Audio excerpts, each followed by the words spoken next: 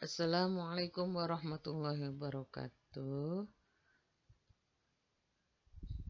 Apa kabarnya anak-anak hari ini? Semoga kalian selalu dalam keadaan sehat walafiat dan selalu tetap semangat serta selalu dalam lindungan Allah. Anak-anak sekalian, hari ini kita akan belajar tema 5, subtema 2, pembelajaran 4, 5, dan 6.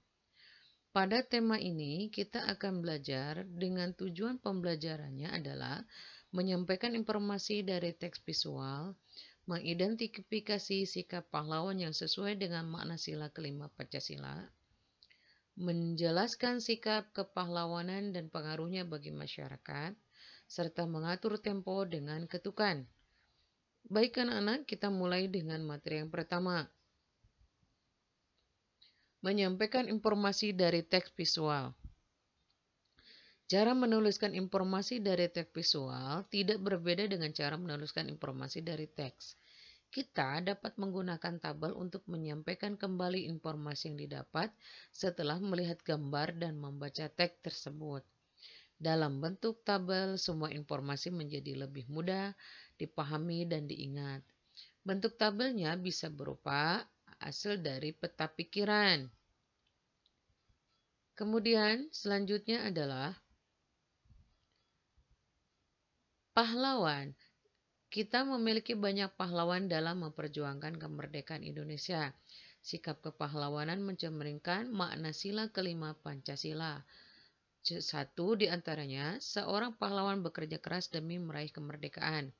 Seorang pahlawan menjunjung tinggi keadilan. Mereka berjuang demi mendapat keadilan. Seorang pahlawan selalu mengutamakan kepentingan negara di atas kepentingan pribadi. Seorang pahlawan berjuang membantu rakyat yang sedang dijajah. Pahlawan bergotong royong bersama rakyat demi meraih kemerdekaan. Penerapan sikap kepahlawan ini bisa dilakukan dalam kehidupan sehari-hari, baik di rumah, di sekolah, maupun di masyarakat. Contohnya adalah sikap kepahlawan di rumah, bergotong royong bersama keluarga membersihkan rumah. Kemudian contoh di sekolah adalah membantu teman yang sedang kesusahan. Nah, contoh merupakan pengamalan atau penerapan sila kelima Pancasila di masyarakat adalah mengutamakan kepentingan bersama di atas kepentingan pribadi. Itu bisa diterapkan dalam kehidupan masyarakat kita.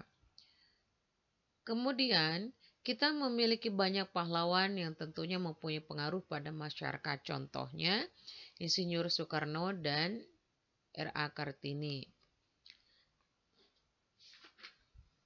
Insinyur Soekarno adalah tokoh nasional yang mengusulkan dasar negara Indonesia yang sekarang kita kenal dengan Pancasila. Selain mengusulkan dasar negara Pancasila, Insinyur Soekarno juga merupakan salah satu tokoh yang memproklamasikan kemerdekaan bangsa Indonesia pada tanggal 17 Agustus 1945.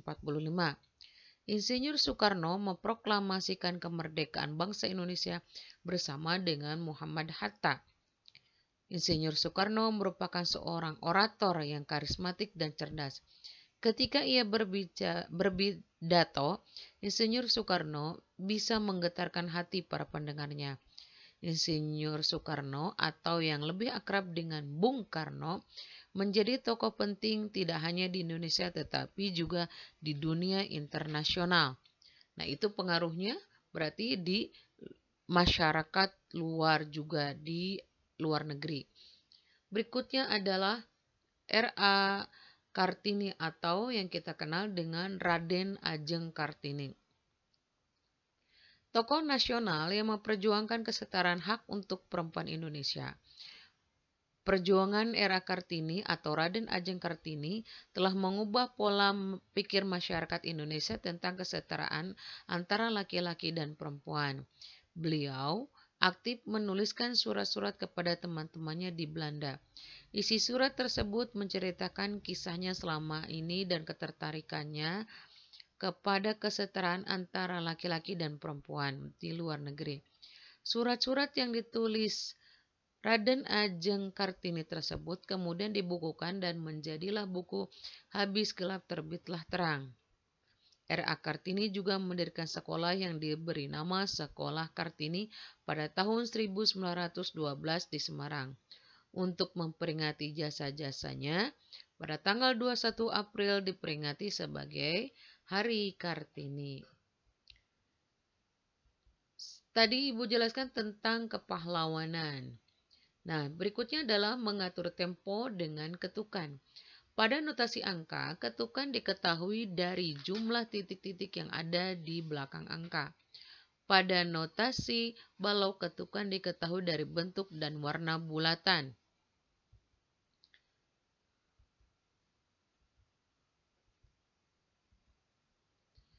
Nah, lihat. Ketukan notasi angka. Nada setengah ketukan, yaitu sol, la, sol, la, sol, do. Nah, itu dibacanya setengah ketukan. Kalau satu ketukan, sol, la, sol. Sol, do, fa, mi. Kalau nada ketukan berarti si, la. Nada tiga ketukan, si. Kemudian la. Nada empat ketukan, si, la. Nah, ini ada nama not, bentuk not, dan tanda istirahat atau nilai ketukan.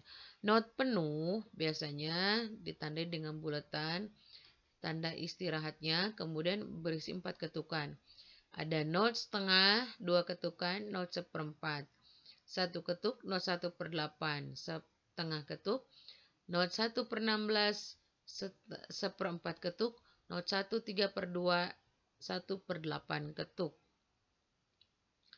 Kita lihat pada contoh not setengah. Not setengah ini dipraktekkan kita harus menghitung 1 sampai 2 baru berhenti. Perhatikan contoh berikut ini pada ketukan yang menggunakan tepuk tangan. Kalian bisa melihat pada contoh. Itu pada 2/4 di situ ada mi, maka itu 2 tepukan. Kemudian fa 2 ketukan, mi 2 tepukan, dan do 2 tepukan. Begitupun not seperempat. Itu bisa lihat kalian gambar pada do, maka itu 1 tepukan. Do, fa, re, sol, do, fa, sol. Anak-anak, demikian dulu pembelajaran hari ini. Semoga apa yang Ibu berikan bisa bermanfaat. Wassalamualaikum warahmatullahi wabarakatuh dan terima kasih atas perhatiannya.